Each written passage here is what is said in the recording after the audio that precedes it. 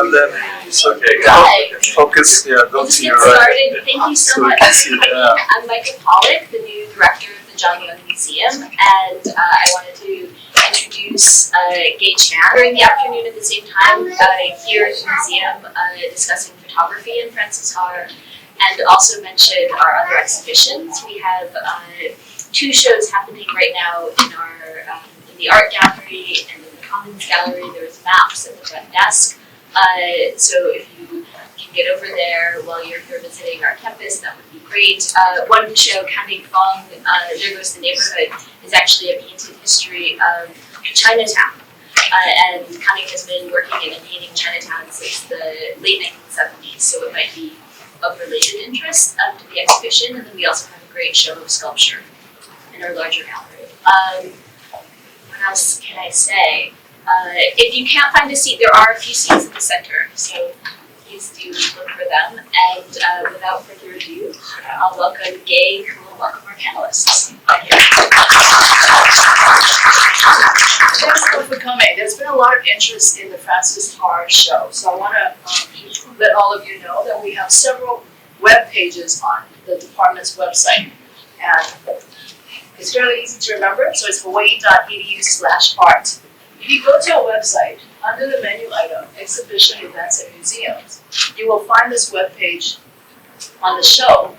But also linked to this webpage are a few kind of extra things about for those who are not on Oahu, who can't come to see the exhibit themselves. Although I would highly recommend that they do, because it's nothing like seeing the actual photographs. So we actually have the whole photograph, all the photographs online as a link. We also have the then and now component as well. And then we also have the exhibition brochure downloadable for free. So please tell your friends, that's how they can get to it. But I'm very excited about today because we have 3 amazing scholars, historians who are with us today. We're going to go in this order: Bill, Ross, and DeSoto. So I will introduce them and then hand the talk to them. They'll each talk for about 15 minutes each. I will give them a little warning so they don't go on and on, because I'm sure that all of them have endless things to say. Bill Chapman is the interim dean of the UH Manoa School of Architecture. He's also a professor of the American Studies Department and director of his Historical Preservation Program. In the middle is Ross Stephenson. He's an independent researcher who specializes in urban planning and preservation.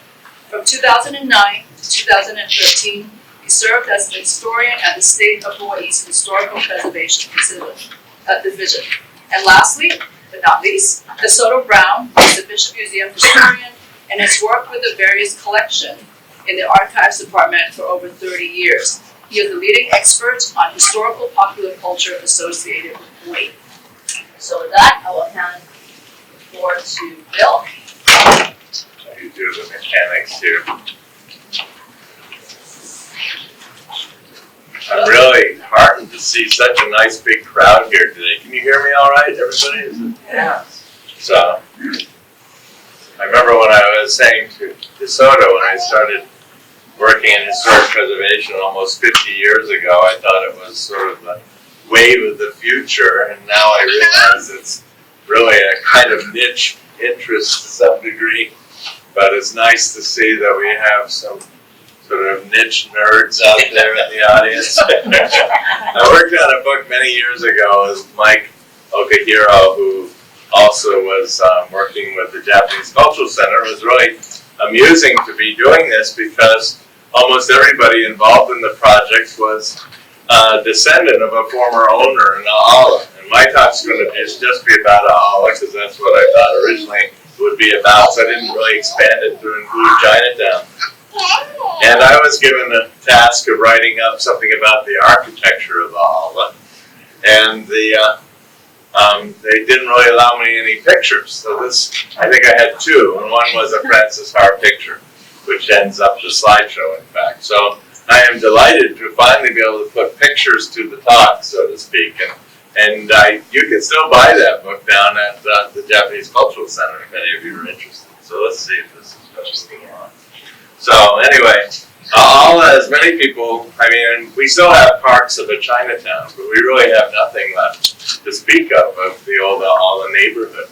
And the Ala neighborhood, of course, was someone recently visiting from Japan said, "You didn't really have a Japantown here, did you?" And I said, "Yes, we definitely had a Japantown." And of course, the paradox working with the people at Japanese Cultural Center is we'd often have our meetings at the Waialae Country Club.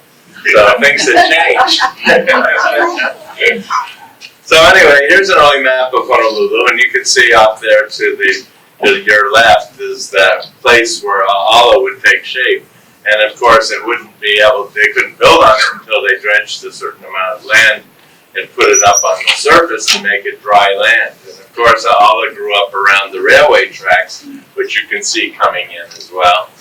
So this is from the Dakin Fire Insurance map. Everybody knows the Sanborn maps because they're kind of more famous, but the Dakin maps go back to as early as the 1890s. So this is in the 1890 version, it doesn't show up because there aren't any buildings yet. So it's pretty clear that Ala really postdates the territorial period right after around 1900. They started providing fill, and then commercial development took place after that. So here's another one of 1906. You can see the buildings there. Just like with the Sanborn maps, the Dakin maps would color code the buildings. So red was a brick building, not surprisingly. Yellow was a wood building. Blue early on tended to be stone buildings, and eventually became concrete buildings. So the Sanborn maps of Hawaii begin at a slightly later period, and at the very top of this, let's see if my mouse. You want me to point something? Yeah, just the top. I can just say the top. So just the top of this is Ala, and you can see half of the triangle, roughly speaking, was occupied by commercial buildings. And then you can kind of see scattered development elsewhere. And some of those low spots are really kind of ponds and things just along River Street. What we would call Japantown actually jumped over River Street, and most of the buildings facing River Street on roughly the Mauka Eva side were also tended to be Japanese businesses. You can see that in the old pictures. So here it is. This is Ala built up, mainly wood buildings. And then here it is at another view of another block of Ala. And you can see that a lot of these are little plantation sort of style cottages, but they often were actually, in urban context, were actually called camps. The same in Mo'ili Hili, you often had 6 or 7 small houses on a lot, and that was kind of our urban sort of tenement housing. We didn't have tenements, we were only building single-story buildings, so a lot of that was that. And so here's between Baratani and King, on the Diamond Head side, you can see River Street there, and you have a masonry building, and you can see the park, which was a baseball park, and it actually had a, DeSoto can correct me if I'm wrong, a semi-pro team associated with it for a while, right? I'll go with that. Yeah. And then they are playing, so they were I forget what the Ala team that they were called, the Punahos. They also had the athletes, and they had the Mali Ilimas. These were all teams where people, I think they charged admission, I think they got a little money, so they were technically professional teams that played there. So there's another baseball game underway. And you can see there used to be a steel truss bridge that went over Nu'ua'a Stream along River Street. And you can see some of the earlier wood commercial buildings lining what would now be Baratani. It's not Baratani, yeah, it would be Baratani. So this is the earliest image I found of the park. And here it is. It looks like a team is getting ready to play, I think, right there in what's still a very marshy bit of land where there were, at one point, of course, Kalalo'i all located all through here. So there it is. I'm guessing around 1938, I think. And this is the Nu'ua'a Stream again. You can see Chinatown in the background. So you're looking from Ala toward Chinatown. You notice the rest of the city, of course, is still very low rise. And in fact, until 1962, 63, most of downtown Honolulu was no more than 3 or 4 story buildings at most. And it had a kind of intact feeling of the kind of both Beaux-Arts period, at least at the far end. And of course, a lot of people assume Chinatown is everything that's in Chinatown, but really Nu'uanu was more kind of the commercial entertainment district for the city than strictly speaking Chinatown. And as you all know, Chinatown also became Philippine town at one point, and there's a lot of different ethnic groups that pass through China. So anyway, this is a kind of feeling for what Ala would look like. The buildings are very simple. A lot of them are in what you would call architecturally the Italianate style. Really kind of like Gunsmoke if you think about it. A lot of false front buildings, most of them of wood. And then very simple kind of movable wood windows, signs often in Japanese or Chinese depending on the owner. Oops, sorry. Here's the Suga's wholesale store. And yet this is the old Rango near, again, lining Baratania Street, this kind of core commercial section. Now you see what some of the businesses are here. You got the Bonsai Saloon. So you got to remember the train station's still there, so the field workers would come in on a weekend after they got their pay, and then quickly, I guess the merchant's role was to figure out how quickly they could fleece them, and so they could send them back to the plantation empty-handed to earn some more money for the next weekend. So they had all sorts of entertainment and naughty things to do, and not such naughty things to do. But they certainly had pool halls, they had movie cinemas, they had a whole bunch of stuff, and most of them had hotels, which were quite cramped and provided rooms for people coming into town. So this is a photo from the 30s, you can see by the cars, and there was, the kind of typical modernization of the late 20s and 30s with sort of more formal storefronts, often recessed storefronts with display windows and things like that. And so, like I said, this was a stopping off point. So this was one of the more important hotels in this is the Kameya Hotel, around 1928. Some of you, I have a suspicion DeSoto can date pictures from the dates of the cars, but that looks like, to my mind, a Model A or something. I can actually do it better by license plate, but I'm a little far away from that. And so here's a schematic of what it looked like. And so you had the Rango stores lining King Street, and then the Ala Market would have been closer to the water. There's a picture, I think, somewhere here.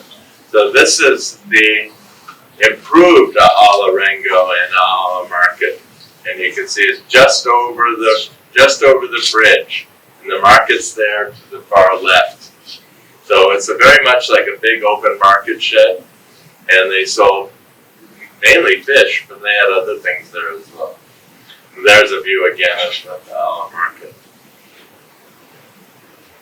And then the Kobayashi Hotel was an important one. That too began as a wood building and eventually became quite a nice establishment. This is the Kobayashi again. Now, one of the big things about Ala, of course, and Lowell Angel is in the audience, the author of Theaters of Hawaii, and there were a lot of cinemas or theaters in the Ala area. Many of them, some like the Toyo, became kind of mainstream. They didn't show just Japanese films, but a lot of the cinemas there showed only Japanese films. And I think at least one of the Honolulu theater began as a Chinese theater around 1920. You can see they kind of stuccoed up the front, changed out windows and things like that. This was taken after it had been converted to a Japanese theater. But here's a view, I think, of the old Chinese theater, the same building.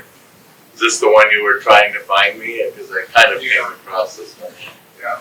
So this is as it was. And then this is as it got even more impressively decorated entrance in around 1940. It was run by Consolidated, which we all know, and it was torn down around 1965 when the rest of everything was torn down, urban renewal. Many of you may not know it, but urban renewal was a kind of odd program. It was intended to wipe out blight and therefore wipe out poverty. And as we learned, that didn't work. So the idea was you'd put poor people in nice buildings and then they would change their behavior and be middle-class people. And it was more complicated than that. And but it was also kind of like many projects, there's another side to it. It was kind of a good deal for the owners. Some owners might not have wanted to participate, but a lot of owners did because the federal government actually gave money far above what the normal market rate would be. In fact, they were told by law they paid 15% more than appraised value. And appraised value often could include the whole downtown. So some of the appraised values are quite high. And so by selling out, they actually were able to finance businesses elsewhere and move on to something. Is that 5-minute warning? Huh? 4 minutes. Well, we're almost there. So, so here's the Park Theater, another really big theater. This is taken during wartime, I guess. See a big crowd there. Now this is 52, it says. So this is, it had different names over time. It was Takiko Theater, and then it became known as the Nippon Theater as of 1952. Now many of you remember the Toyo, which was really tragic. It was only torn down, I'm thinking, the early 80s, is that right, Will? No, it was later. It was about 1990. 1990? Late 80s. Late 80s. So as I remember, some of it's at Lowell's house, if you wanted to go there. But as with a lot of movie theaters, the ornaments look far more impressive in the building than up close because they were done theatrically. But this had a kind of combination Chinese and Japanese interior. It was designed by C.W. Dickey, who actually used the same kind of planning he did for other theaters. So we get a little hint of it even at Ward, where you got the barbershop and stuff at the front. But almost always they had a barbershop and concessions and kind of wings that came forward. And this one had a koi pond as well. So you could kind of have this leisurely moment before you watched. And this is the Kukusai Theater, which is the last one built and opened only in May 1941, showing the kind of shift in architectural style from that period. So I think, close to my end. So anyway, you can still see the streetcar cables in this picture. Building conditions are, get an overview of the building conditions in 56. You see the cables there in the blue Those sky? are like buses. Those are the buses version, the bus version of the streetcars. And this is the Francis Haar's photograph, in fact, from the 1960s. So, this was a major Honolulu landmark coming in on King Street. And so this would be something everybody would notice as they arrived. And it had different businesses. I think I had a picture once when it had a kind of some sort of bar and uncertain reputation there as well. So that's my last slide, and so I'm ready to pass on to another speaker. Ross, it's yours.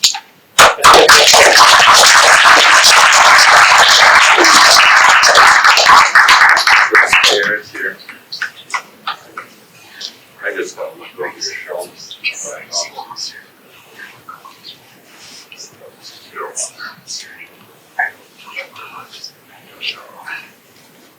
Well, good afternoon.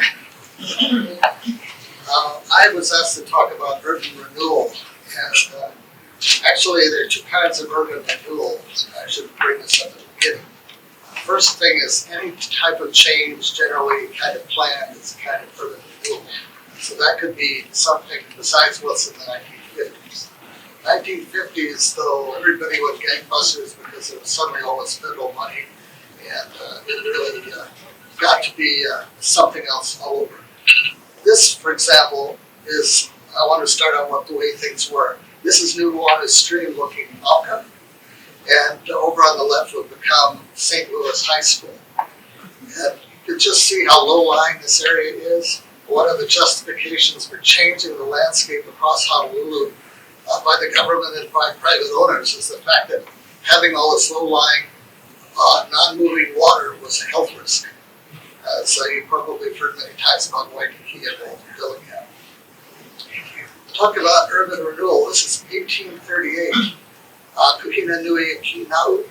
What she's done is she's going to go ahead and she's seeing the city, little town of Honolulu. Remember, they've never had a town this big. And it's really hard to get around because the streets are just a few feet wide.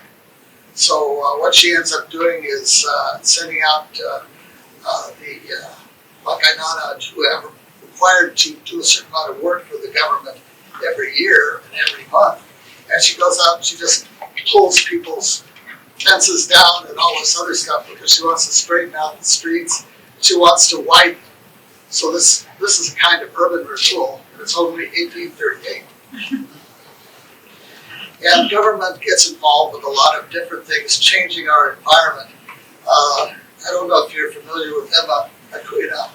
She was a water judge. She was also the first curator of the National Museum, which was in Ilanihali. And she came out for filling in the low-lying areas of which we saw a picture of at Ala Park. This was the second park in the city after Thomas Square. And there's another example of urban renewal. We wouldn't have called it that at the time, but 1886, the first Chinatown fire. What you have is the government wants to go ahead and stop the configuration where you had all these wood buildings close together. There's no water pressure if there's even any fire hydrants. So you have these huge fires that come through here. So what they've done, if you look at the map, you can see that you do already have, for example, Guguanu, but there's a double line on the side. They're already in 1886 widening the street. They're doing the same thing with Mauna Kea, but they're also putting in Smith Street, Kekalike Street, and Hawaii Street, and River Street. Our generation thinks those are all old. They're not that old compared to these other streets. So again, this is urban renewal. And on the far left side, you're going to see Guguanu Street. Now, this is another example of urban renewal for development. If you look closely, you're going to see a curvy line here through the, starting on the right bottom and moving across to the left top. And that's the original location of Guguanu Street. And then you have this much more graceful area. What they do is 1900, they build all the walls that are still there. Those stone walls on both sides of Guguanu. But again, they reconfigured the whole place. And you look at the bottom left center, what they're doing is they're extending Veritania Street to meet King Street. So that's the future site of the Ala Pawn Shop. And in urban renewal, again, this is not as effective. This is the 1900 fire. What they did before, they were trying to do the right thing. Before they set fire to the area that basically burned Kaululi Church, etc., what they did was they numbered all the blocks and they actually took photographs up and down all these blocks of what it looked like there. The city has the state has these in an archive. And they tried to impose, after the second fire, a larger requirement for investment of private structures, or brick buildings, or concrete buildings, etc. Which is one reason, too, why you have a lot of the wood buildings that develop and stay in the Ala areas, because the government was more concentrated where the fire was. But the city keeps growing. This is 1903 roughly. In front of you is Iwalei. You can still see some water on the right side center. In the middle, you can see the Alexander Young Hotel. They've got two big wings staring at you. And then at the far right center, you can see the dome of the Hatfield building. But you can see that the city is just continuing to go, and it hasn't learned all its lessons in terms of construction.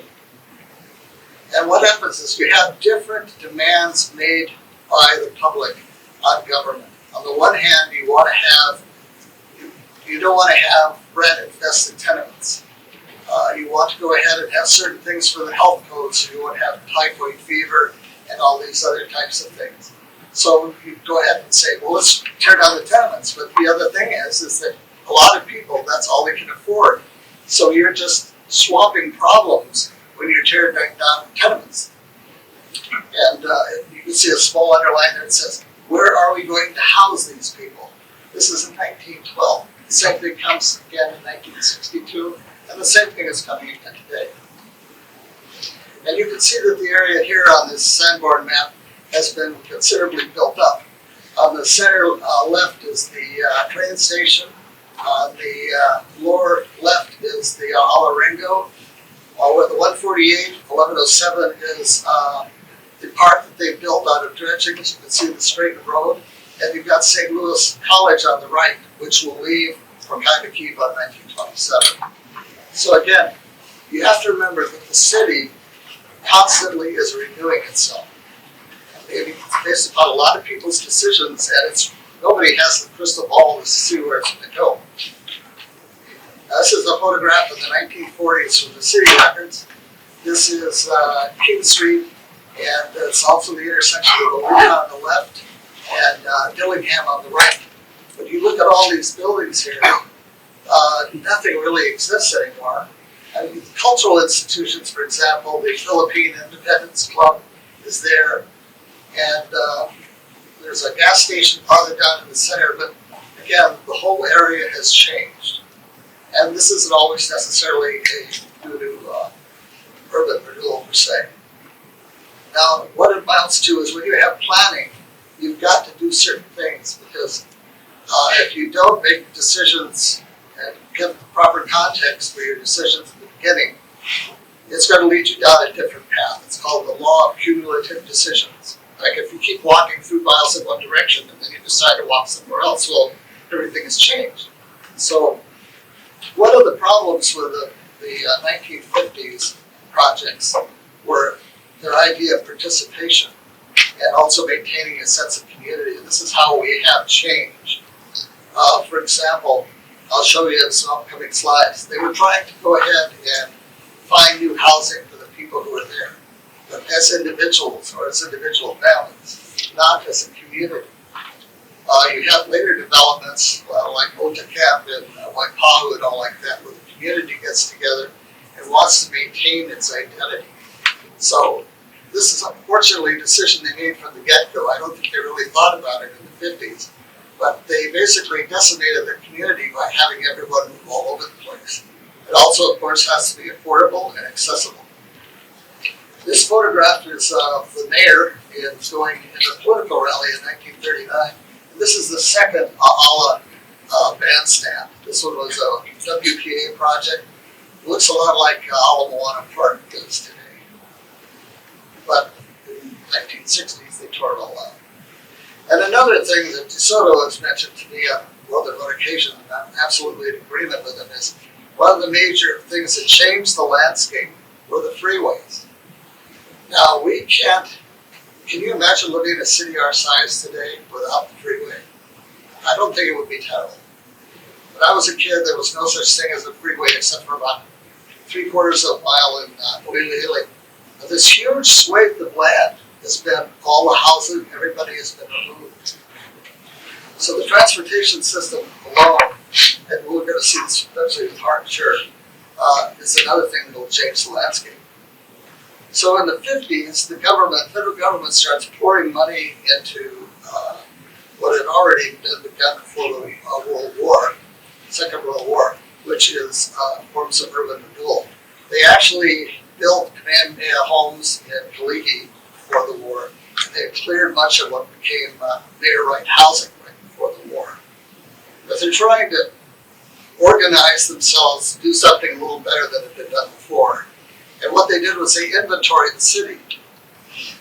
The lighter colored areas have a lot of infrastructure problems like Honolulu, and on the far left, I don't think most people our age even know what the Damon Tract was, but that was actually a residential area up through World War II that was, everybody was kicked out, the school was closed, and it became an industrial area. The dark areas are the areas with the most problems, and urban renewal, this is a out of the norm example. If you look on the top left, you'll see a black area with a number 2 on it. What they did was they acquired a bunch of pig farms in upper Kalihi Valley and immediately turned it into housing. That was the Mayor Wright project, not Mayor Wright, but Johnny Wilson. Yeah, Kalihi Valley. But also number 3, for example, is the Kukui Ala area. And the all park, and this particular plan is not even in it. That's how the plans change. And this is how they were going to relocate the people. If you've been living next to somebody for 30 years, you'll probably never see them again once the project gets going. This is what I mean about, do we make the decision, are we going to save the community, or are we just going to decimate the community? And one of the major problems, of course, is the limited amount of public and also cost housing that had at the time. If you look at this, it says all projects, 4,696 units in the whole city. A lot of people are going to be doomed to doubling up. But they do recognize slum clearance depends on replacement housing and condemnation ordered for 2 more tenements. The other thing again is keeping a sense of community. What about the landmarks? And these were some of the landmarks that we lost. It's the only major temple, for example, that survived, managed to get through this intricate paperwork system by the seat of its pants and ended up relocating to River Street. But another building just as beautiful as that was just simply demolished. And this is the kind of naivete but good intentions that you have. On the top here is a picture of the Aya Triangle as it existed in 1961. And in the bottom is a Ossipoff architect designed park, which Bill mentioned, looks very middle class. The functions on it, no baseball diamonds or anything for the kids in that area, though they got a place for the symphony to come down and play music. Now they were trying. This is their actual relocation proposal. So they have a step-by-step system in the 50s and the 60s to go ahead and relocate. Got 30 days to do this and all these other things. And it's just like the average native Hawaiians when the idea of private property came along. They were not versed in this kind of stuff. Some guy who's a shoe repairman in Ala is going to look at this and not know what to do. And he's just going to be in trouble. So he basically, this is the information that I gathered on one of the similar projects, relocation by area. Where did the people go? Okay, 13% went to Honolulu Central, 48% went to Ewa, which includes Waianae, which is the cheapest housing. Honolulu, 29%, Pearl City, 0.5%. But again, in 1962, Pearl City was only getting going. So you can see that the population just was dispersed. 3 minutes, okay, I'm almost done. Okay, and now this particular project, though, there are some things that were made in this project, which we still see today. Here's Palama Manor on Vineyard Street, and also Kupia Gardens over near Kapalama Canal. And this is the last slide I have. We're in the same thing. I said urban renewal is an unending process. The city and the state want to go ahead and build a rapid transit system here at the corner of King Street and Aliha Dillingham. And they want to redevelop Mayor Right housing again. We got to go back to making the same kinds of decision paths. Are we going to go ahead and save this kind of a neighborhood even if the buildings change? Or are we going to just disperse everyone? So again, also the issues which are usually affordability and accessibility, but are we going to maintain that sense of community? So that's just a quick rundown of what urban planning has been in Honolulu. Thank you.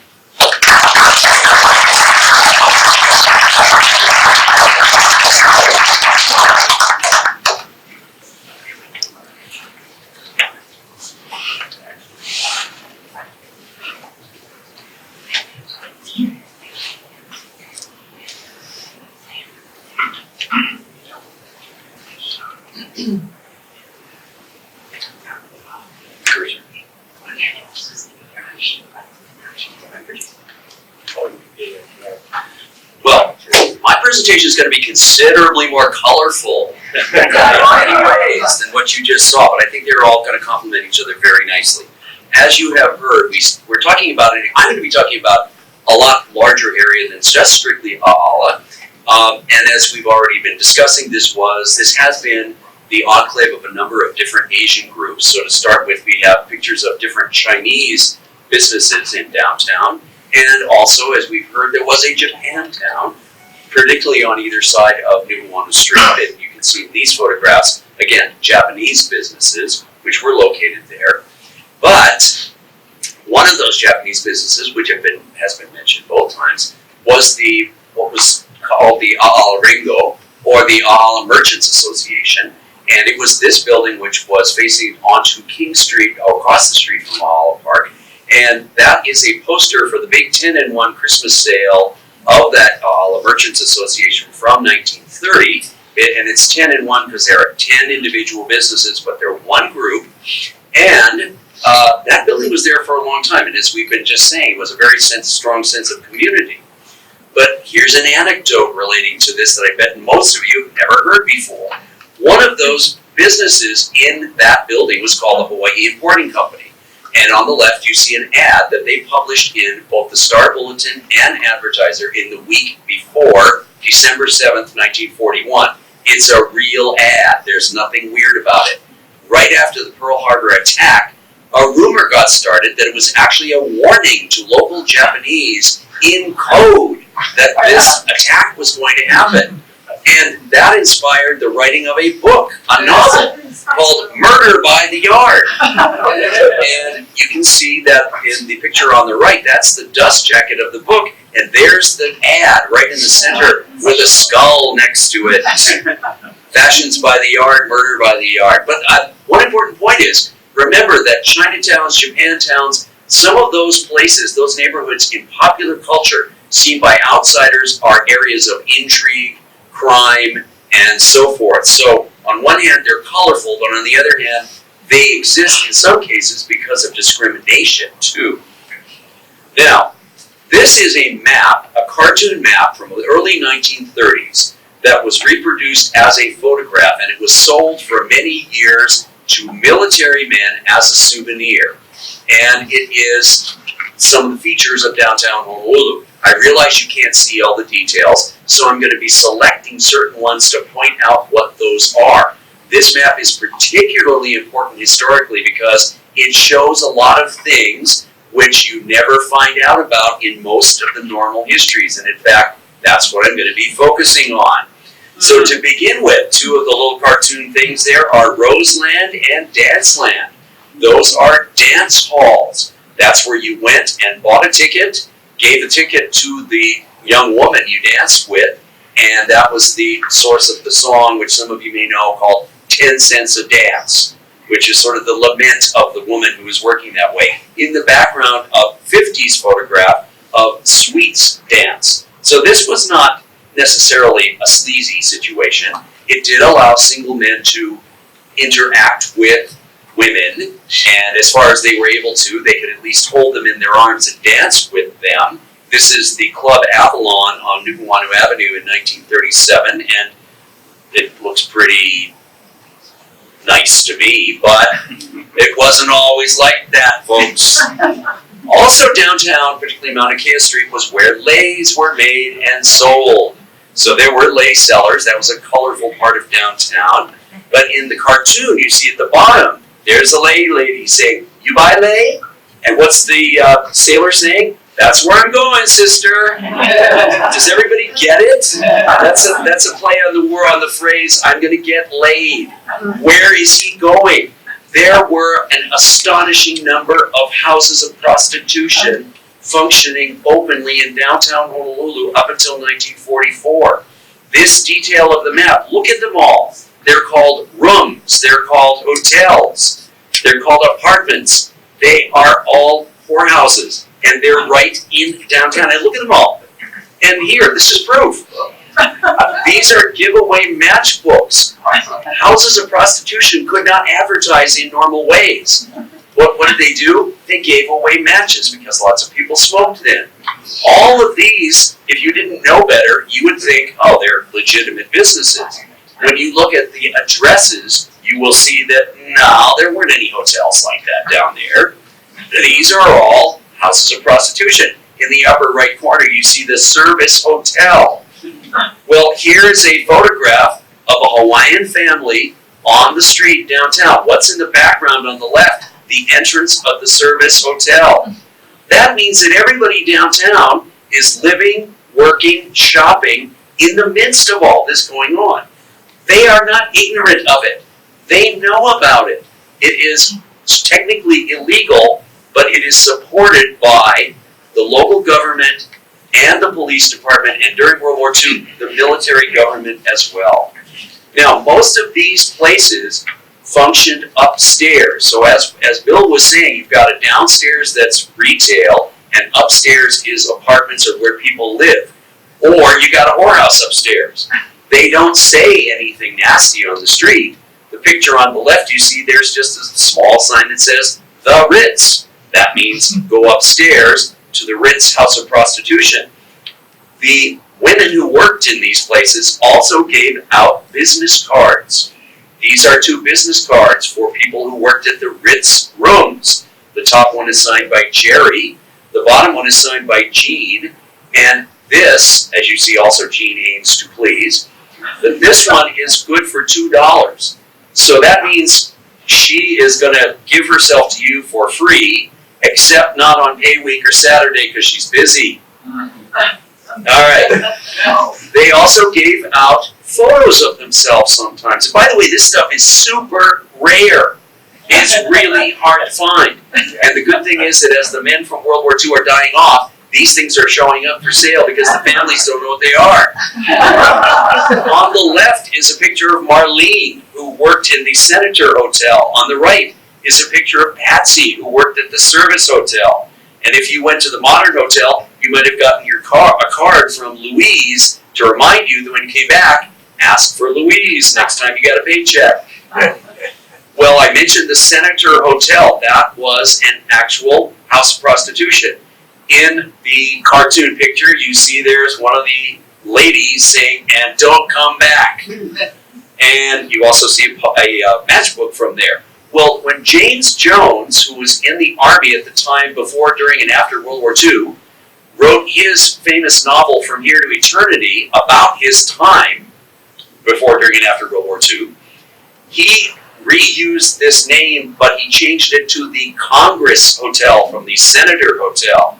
And when the movie was made in 1954, the whorehouse became a dance hall, and it was called the New Congress Club. So if you watch From Here to Eternity, you'll see Montgomery Clift and Frank Sinatra hanging out at the New Congress Club based on the Senator Hotel. Well, this was, again, particularly during World War II, there were lines of men waiting on the sidewalk all throughout downtown. By World War II, all the whorehouses had been concentrated into one area. They were not as scattered around as they had been. But that meant that if you lived or worked or went downtown to shop, you saw all these military guys standing in line on the street to get in. And more than one person has told me that as a child, he said to his parents, "What are they all waiting in line for?" And they were told something like, "Oh, they're going to a movie." Well, everybody knew this was going on, and one of the reasons that people finally became angry about it was because this woman, who wrote her own booklet, and you can see the cover of it here, the book is not really about prostitution as much as it is the fact that she, as a prostitute, was being harassed and treated badly by the Honolulu Police Department. She went on trial, lots of publicity about her, and this brings the whole subject very much out in the open. Finally, people complained about it enough to where the military government shut down all the houses of prostitution in September of 1944. Did that mean that the prostitutes ceased to exist? Just like, where do we move people when we kick them out? No, they just moved elsewhere. Well, we don't have graphs showing where they moved. Okay, now, before all of that had been going on, however, there was also a prostitution area in Honolulu in Ibilei. This is a picture of that. These are little bungalows. That's one of those, the woman sitting there is a prostitute. This got shut down right about the time of World War I, but the reason I'm bringing it up is because Here in our cartoon map is a woman getting on a ship next to Aloha Tower, and the man is saying, "Where to this time?" Well, this is because she is based on a fictional character who was based in turn on a real prostitute.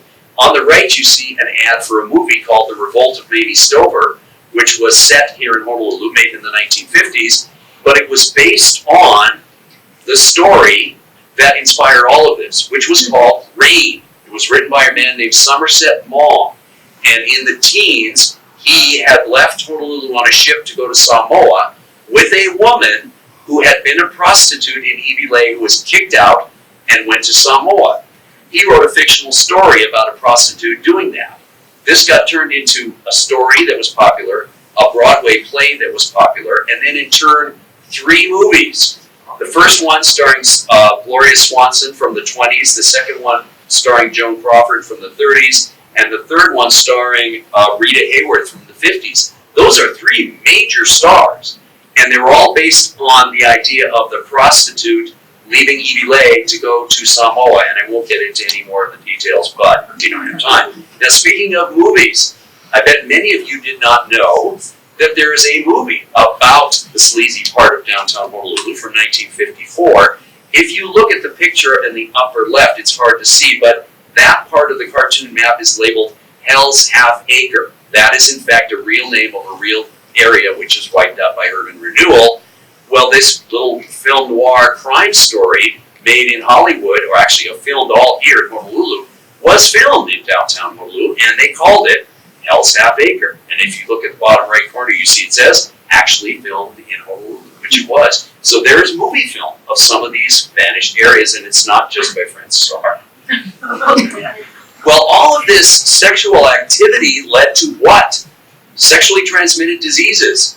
And interestingly enough, at that time and through World War II, the military acknowledged that men were going to do this. They didn't just say, don't have sex, we forbid it. They said, we know you're going to do it, so we're going to establish health clinics where you're going to come and get condoms and treatment. So that's what's happening in the cartoon. The guy standing in front of the U.S. medical facility on Iwilei Road is saying to a man running towards him, back again? And in the photograph on the left, there's the U.S. Navy First Aid Station on Hawaii Street in 1943. Again, very open, astonishingly open. Now, other marginalized or specific groups of people congregated in downtown as well. Here, interestingly, in the cartoon map, is a gay man winking at a sailor who is shocked, who's so shocked that his cap is flying off. Well, as part of that same group or subgroup, there also are transvestites, transgender, mahu, people living in downtown Honolulu. Interestingly, it was possible for them to make a living as entertainers. The ad on the left is remarkable because that's from 1955. There was a drag show in downtown Honolulu starring Carol Wallace, the world's most beautiful boy. And he is very beautiful. Also on the right, the more famous nightclub of that type was the Glade. And in 1975, you could go on this tour. This is a brochure that was put in racks in Waikiki. A gay time in Old Chinatown. No children, by the way, were allowed. And you went to dinner at Wolfat, and you went to see the show at the Glade. And the Glade was a real hotspot, particularly in the 1960s. Again, an interesting situation where a very marginalized group gets to earn a real living by being themselves. So these are men who have men's bodies, who are mentally female, who get to perform in front of people and get paid money. There was an ordinance in the city of Honolulu starting in the early 1960s that a man dressed in female clothing had to be identified with a sign or a button that said, I'm a boy.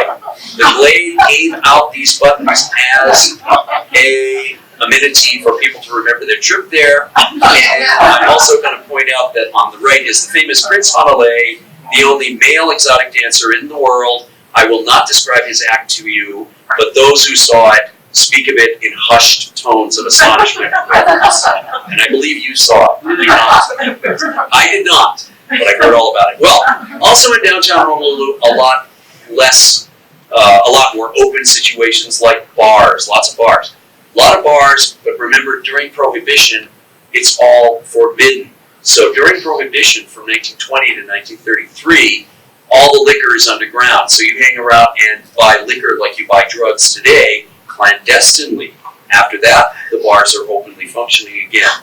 A whole array of bars. And one of the things that's interesting, if you look at this leaflet on the left for the Brown Derby, this is also where our small population of African Americans ended up living or working as well. So the Brown Derby was a gathering place for black people at the time in the 1950s. So there would be core audiences or core groups of customers for certain bars.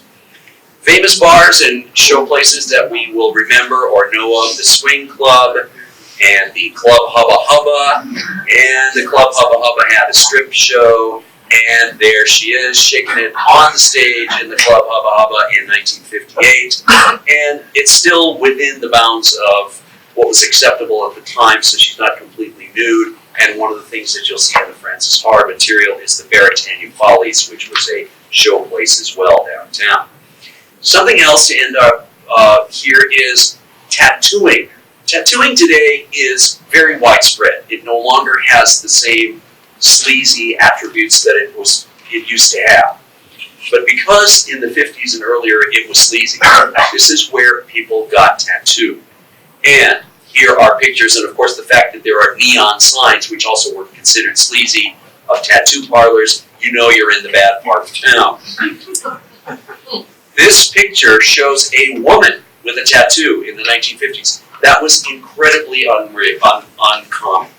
It was not even that acceptable for men to have tattoos, but it was okay if you'd been in the military and you'd outgrown it and you were now a respectable citizen, you could have some tattoos on your arm or your chest. It was never okay for a woman to do that. This woman having her name Margie tattooed on her arm means she has marked herself for life at this time as an outsider. That was a big decision for her to make. So again, this is where people like that had to hang out in downtown Honolulu. Now, I want to leave you by saying that it was not all sleazy down there, despite what I've showed you. And of course, you saw from the first two presentations a much more rounded idea of it. And this photograph on King Street shows you again, there are a lot of people, there are a lot of businesses, it's just a regular part of town. But I think it's very important to be aware of the marginalized people and the subgroups that we don't find out about a lot and for which there isn't a lot of written documentation. So the things that I've showed you are really rare. It's very hard to find them. And yet they're a really integral part of what that area was, and to an extent still is. So that's why I like to get that across to people and show people things that, again, in the 1930s and 40s, everybody knew all the prostitutes were there. Today we don't know it because it never really got talked about or documented very much. There we are.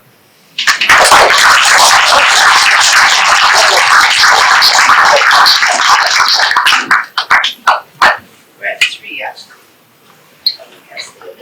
Yeah. So, this event is supposed to end at 3, but I think the 3 speakers can stay for 10 minutes if you have some quick questions. Where was Honolulu Theater located? Was it on Olive Street? On Ala, right around the corner from Baratania. And Olive Street, that part of Olive Street doesn't exist anymore because they turned it all into Olive Park. So Olive Street used to go from Baratania Street down to King Street, and then they wiped that out. There was an American theater in one of those. That's not the Honolulu theater. No. They showed Chinese shows. American Theater was in the middle of the block.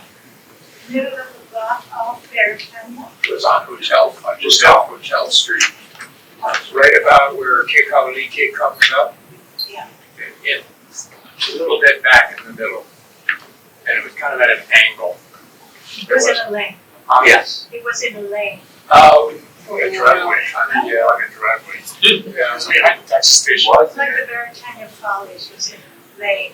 That was in a lane. I don't. Was that Kamanawai Lane? Kamanawai Lane. It's a very tiny And that went off of Beretania, kind of about where Hawaii or Smith's, no, not Hawaii, what's the Malka one? Smith or Mauna Kea. Mauna Kea or Smith, kind of across the, Southern opposite. yeah. Yeah, that's one of the things about urban renewal. They wiped out a lot of those streets. Yeah. So it wasn't just the buildings getting torn down, but these little crooked, narrow lanes that we're talking about gone completely. This is a real lesson for us, especially with Haar, that we need to document everything now. About I don't know, 15 years ago maybe, I went to take pictures of what happened, a shop I had on the corner of Young and Artesians. And the property owner owned this beautiful old Japanese cedar house that had been built like 100 years ago. And as I was taking pictures and the bulldozer was going in, I asked the people around here, do you remember the stained glass that was here? Do you remember this? And I was stunned, all these people standing around watching. No one had any neighborhood memory but me. And, I was, 15 years or so younger than I am now, and everyone I spoke to was older. And apparently all the neighbors had gone to live with their younger children or had died, and, a senior facility had popped up across the street. And so there was no one left except me, and I was shocked. Because if I'm the only one, what does it say? And so this is a lesson that before Haar takes anything more, we need to have people out there documenting it now. I think they're required by the preservation law to do that now. So We are?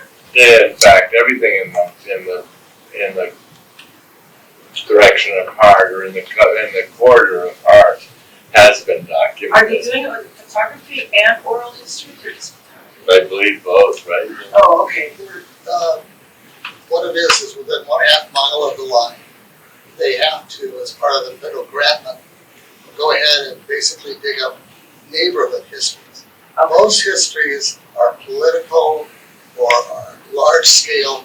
You don't have too many people who've been writing down the history of the Queen Theater, for example. So Yeah. maybe gentleman behind you. So, I've read Not nerd among nerds. yeah. Yes. So what they have been doing is they've been looking up old photographs in as many different depositories as they can find. And you'd be surprised where some photographs are. I mean, it just, there's so many little groups like Palama Settlement has one, or the Central Union Church has one, or maybe a Chinese language school might have some. And then they've been looking to other people. They've been doing oral histories. They've been going through the city directories to find out what was where. They've been using the Sanborn maps, the Dakin maps, any kind of thing available. And because I'm involved with that specifically, if you want to go ahead and give us materials that we can put in the database, it would be wonderful. It'd be photographs, or maybe it'd be your grandmother's notes about living on Alden Lane or something like that. Because again, as you're aware, history is funny. You've got 3 generations, and each one of them wants to do its own thing. But what happens is generation 1 accomplishes its stuff, generation 2 comes in and wants to do its own thing and wipes out what a lot of generation 1 did, and then the generation 3 comes around. They want to know about what grandma and grandma did, but there's very little stuff left.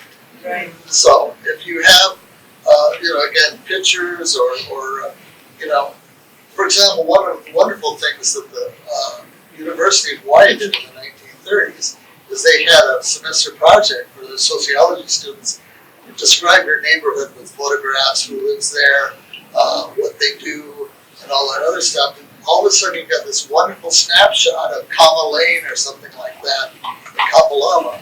And we would encourage people, if you have anything material like that, let us know, because what's going to happen if you don't take that picture out of the upper drawer in your grandmother's, closet or whatever, it's going to end up in the trash because A, nobody will have any context for it, and B, it'll just deteriorate. If you can go ahead and, like what's a really good project that the UH has done again, for example, the Big Island in Honolulu, they have a little community history center funded by the University of Hawaii. And what they do is they go ahead and collect all these family histories in the area. So, for example, if your grandmother was working at Pauhau Plantation in 1905 or something like that, there may be, or you're certainly welcome to go ahead and deposit those kinds of materials so that your grandchildren will be able to find it and have some understanding of the context. So anyway, again, if you have any of those materials, please contact me. There was a group of people back in the late 60s, early 70s that sort of organized around Agnes Conrad and Helen Cole and Nancy Bannock, and they started, I forget what the collection is called. Is it called the Architect Emergency Collection or something? It's at the archives, and they were taking pictures of buildings downtown.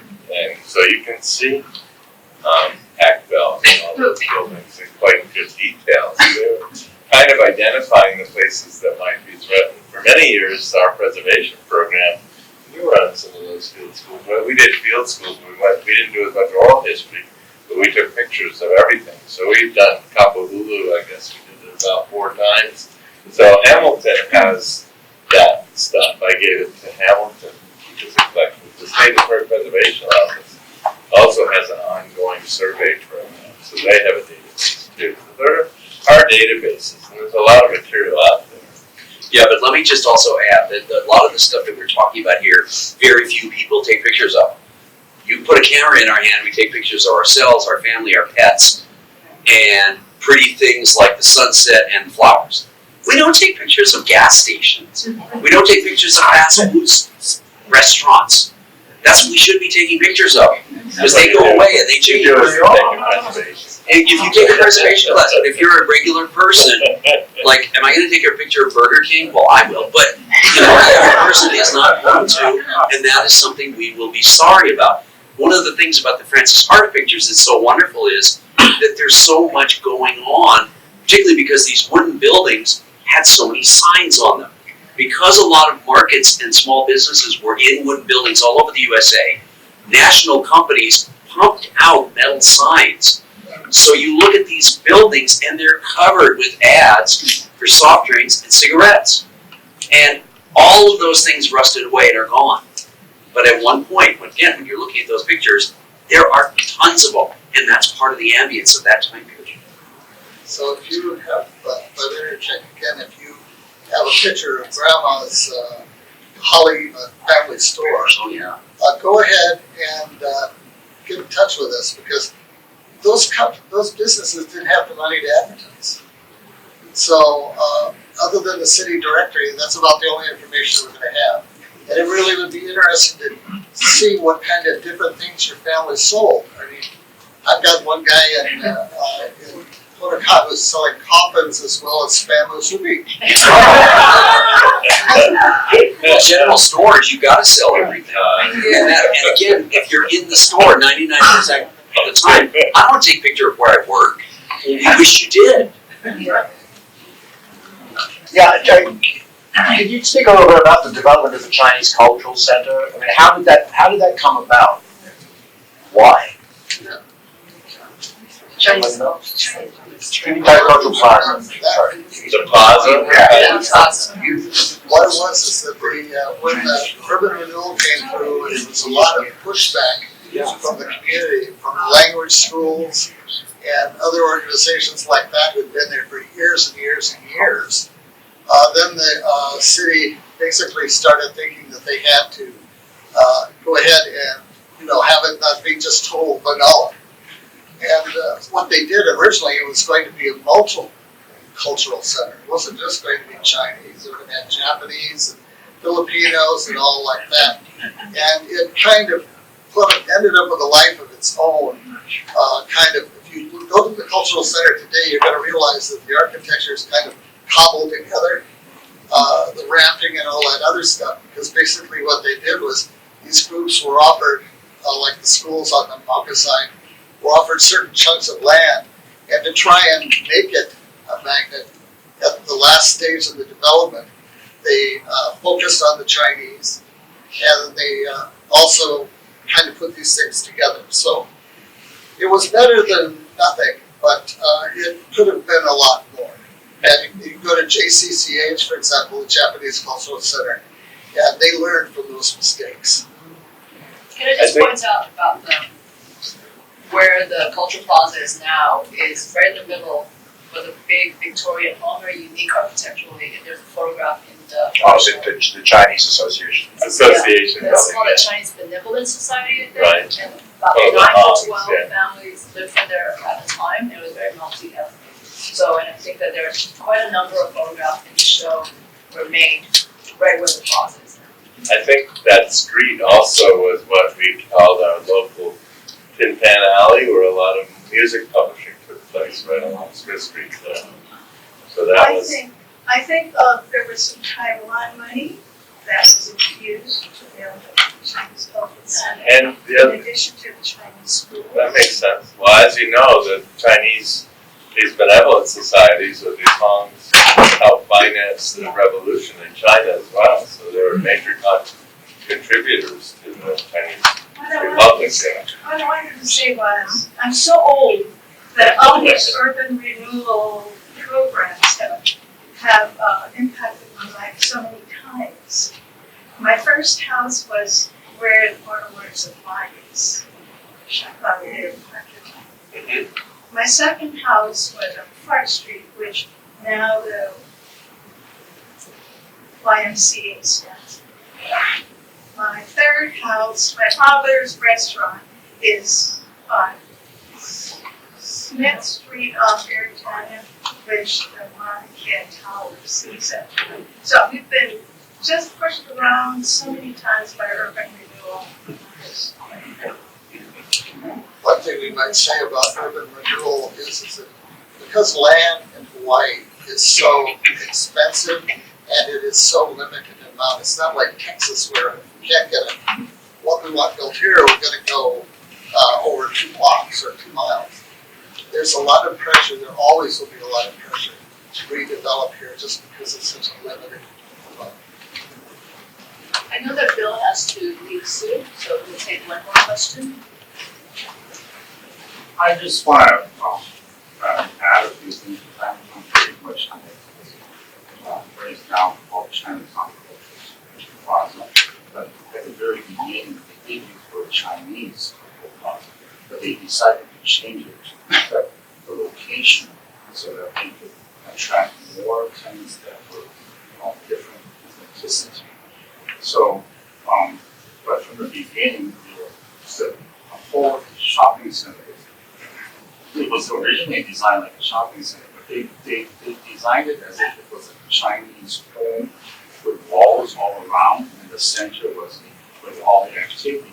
But shoppers didn't want that kind of thing, so we failed as a shopping mecca because people like to be able to drive right around the world, rather than going to multi-level. So to this very day, it's very difficult to attract customers. And so, but this Taiwan connection occurred when there were 5 benevolent societies and 2 Chinese schools involved, I believe. I'm not 100% sure. But as you will know, in any type of meeting or something where you get all these people with different backgrounds arguing and so on, they could never come to an agreement. So eventually they sold it to a branch of the Taiwan government. It's sort of like kind of fuzzy because this organization is sort of like what it used to be China Airlines. It's sort of like, in a way, it's public. It's actually owned by maybe the Kuomintang Society or the organization, which is sort of like a branch of Chiang Kai-shek's thing. So it was all a lot of corruption, money being floated overseas. So they paid $13 million for that complex. And to this day, they still run this organization. And if you know, when you go up to the second floor, all these things are foreign organizations. So kind of related to the people who own the Taiwan consulate too. So this whole thing is sort of fuzzy. So when Taiwan actually elected a native Taiwanese as a president, the guy went, somebody, I don't like this, they went in there and they cleaned it all up.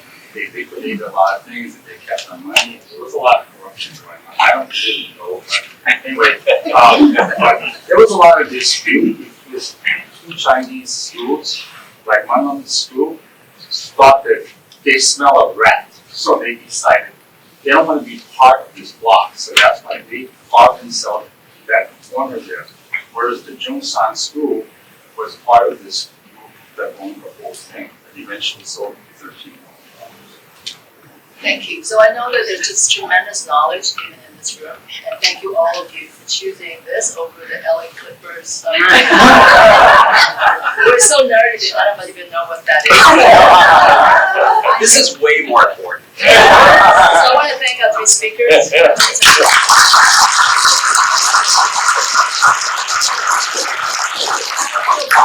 So if you haven't seen the film yet, it's really worth this. Where is that the museum? Just around the corner.